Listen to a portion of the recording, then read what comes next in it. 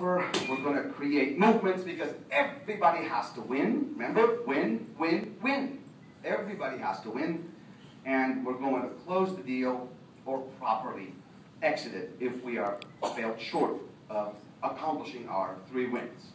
So what you see here is a total look at a process.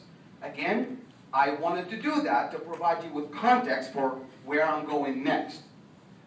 Your process in your dealership will fall in place on this diamond. Maybe the terminology or the sequence of events may differ a little bit. So just look at that, and I'm hoping that you can make sense of where I am.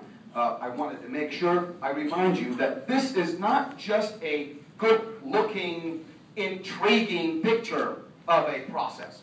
It actually conforms fully to the 7 habits of highly effective people. On deck is being proactive.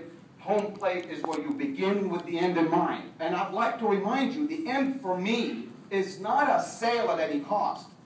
The end for me is a sale the right way, all the money while keeping them happy.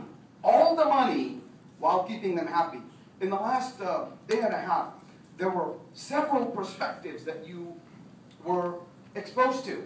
And I couldn't help but feel for you a little bit because you would go, man, he sounds like he knows what he's talking about, but he's doing it this way.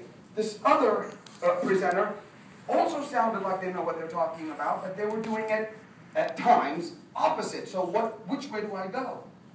So I want to remind you of another book real quick. It's called Good to Great, and in it there's a fabulous little nugget called The Tyranny of Or and the Genius of And.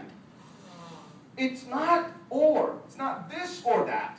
There is absolutely a way to do this and that. So you can sell the car, you can make all the money, and you can make the customer happy. There's a saying in the industry, the higher the gross, the happier the customer. That's backwards. The happier the customer, the higher the gross. So it's just a process. Yes. You have to know which comes first. Okay. So, proactive, begin with the end in mind, and that's a sale the right way. First things first is the next habit. If you have the book, take a look at it. First things first, first base, second, third, and then come home. Here's a big one. Think win-win. We have it.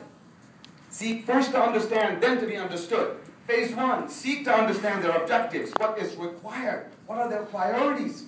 What are their motivations? And then get them to understand you. In phase 3, seek first. What are their conditions? What are their circumstances?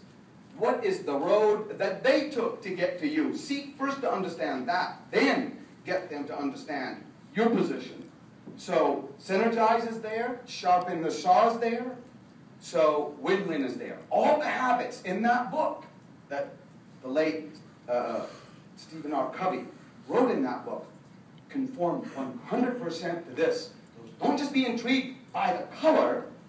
Please understand that the substance of this is conforming to something fabulous. So, here we go. Move this now. I'm going to dive in and focus on 3 slides. And that's the promise that I promised Sean, and I'm going to deliver on that. So I'm going to share with you some things that you haven't seen before, and I'm going to make sure that you can take them back to work and do some good with that. Your volume, the number of cars that you're going to sell in your store, will be subject to this business plan. Going to work in a car dealership is not look good, feel good, get dressed, and go get them tight. You have to have a business plan. So there it is. FO is fresh opportunities. By the way, I don't call them ups because this would be FU and that would not be good. So FO.